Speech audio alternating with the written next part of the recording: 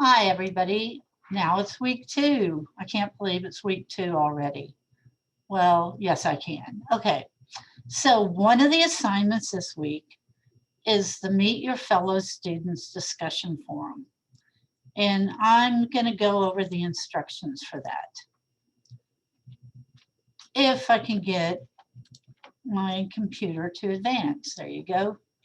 So, first of all, you're like, oops, you're saying oops. First of all, you're wondering where the discussion link is.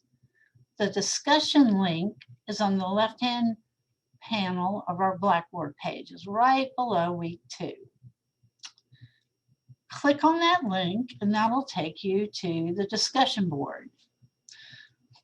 Once you get to the discussion board, you're going to click on Meet Your Fellow Students after you've read all of the stuff there, and then you're going to create a thread. So what is the discussion board forum? And then I'll go over more instructions about typing your information into the thread. So this discussion forum is a chance for you to meet your fellow students and for me to find out about you, and so that I'll have a better understanding of what kind of learners you are, what kind of circumstances you're living under. I'm not doing this to be nosy. I'm doing this so that I can be more able to help you. When I first started doing this Meet Your Fellow Students, the reason I did it is because I was like, well, let me see how well they write. But then it got to be the reason why I was doing it is because I was seeing students that were going to school full-time, working full-time, having families, having all these other obligations, and it just gave me a better understanding and more compassion for the circumstances you're in. I'm just going to throw this in here right now. I was in many of your shoes when I was in school, especially when I went to graduate school. I'd gotten divorced. I had a 4-year-old child.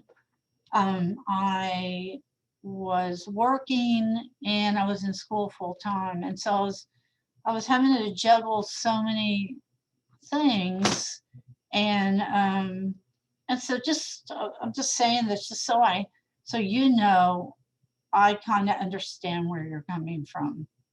So this discussion board, there's 2 components to it. There's the original post.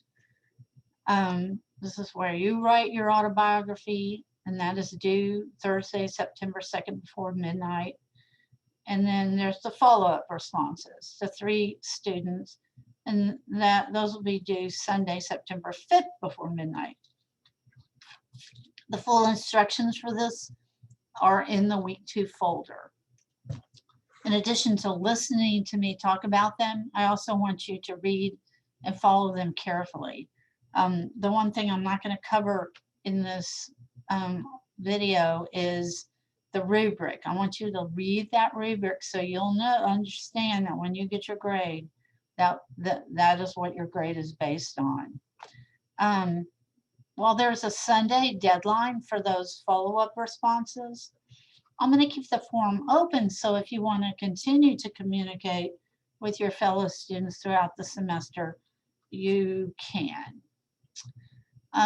So this is the format for the original post. This is your autobiography. You're going to write it in a narrative paragraph form with a space between paragraphs. Please use paragraphs. Paragraphs are important because they help you transition from one thought to another. They help people like me who have ADD. Like if I just see this long big sea of words, I can't focus on it. But if there's spaces between paragraphs, then I can read it more easily. But the other reason why paragraph spacing is there is because it helps the reader pause and think about and reflect upon what they just read. So please use paragraphs. Your original post must be at least 350 words, 300 words, but no more than 450 or 500. You know, you can go a little further. Those that are less than those 300 words will be graded on the percentage of completion. That means if you only wrote 250 words, then I'm going to calculate what percentage of 100% that is, and then your grade is going to be based on that.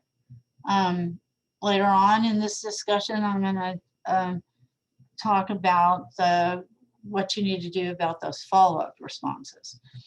So when you are writing this, type directly into the discussion board post. I've had, you know, like some people have the capacity to write it in a Word document, grammar and spell check it in a Word document, and then cut and paste it.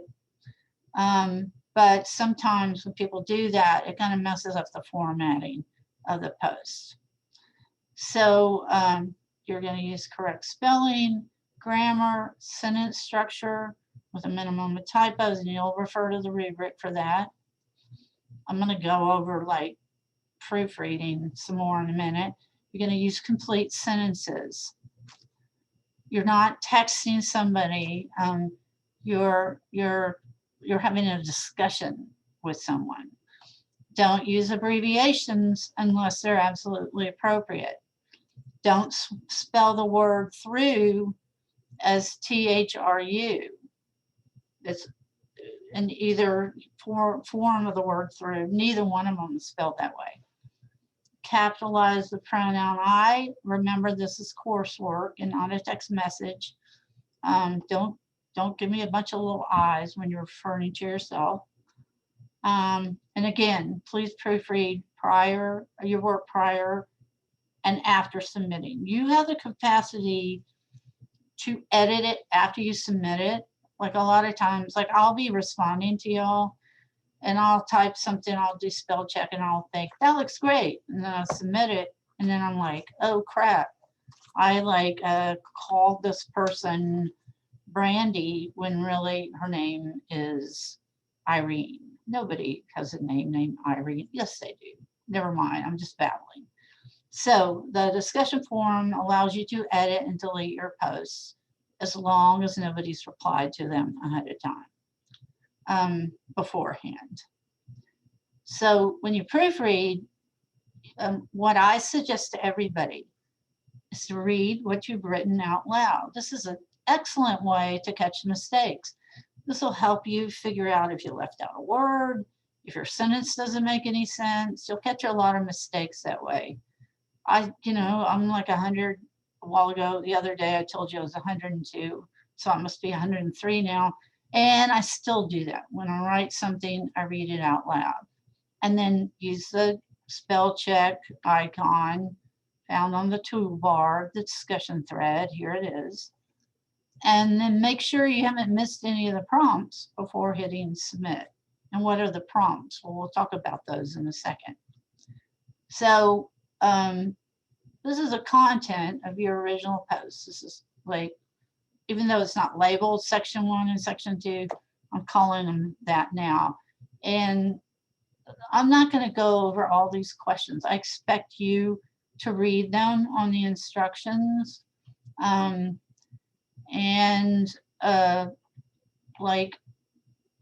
Try to hit all of these points when you're writing about yourself.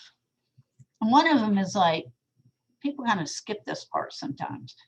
Why did you enroll in this class, and what do you expect to get out of this class?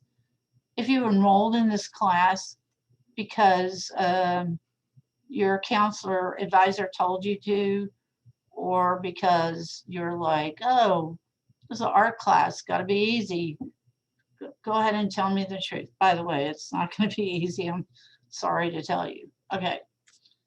So then there's a second section that often, I don't know, like in a class of 34, probably about 6 people will overlook this part completely, which will affect your grade, by the way. So this part says everybody wants to make an A or B in this class, but what does it take in order to achieve this kind of success? What are your responsibilities in order to achieve a good grade? And then what statement in regards to grades does a teacher really not like to hear? And then what are my responsibilities to you? I have responsibilities just as you do. And then finally, different people assimilate information in different ways. What kind of learner are you? And what do you do to remember and understand things? And what do I mean by what kind of learner are you? There's different learning styles. So auditory learners, they need to hear things, in order to like assimilate that information.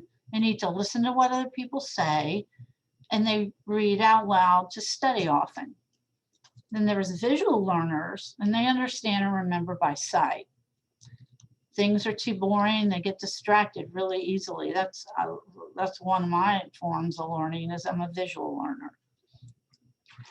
Then tactile learners, they retain information by touching and doing. They like activity and hands-on projects.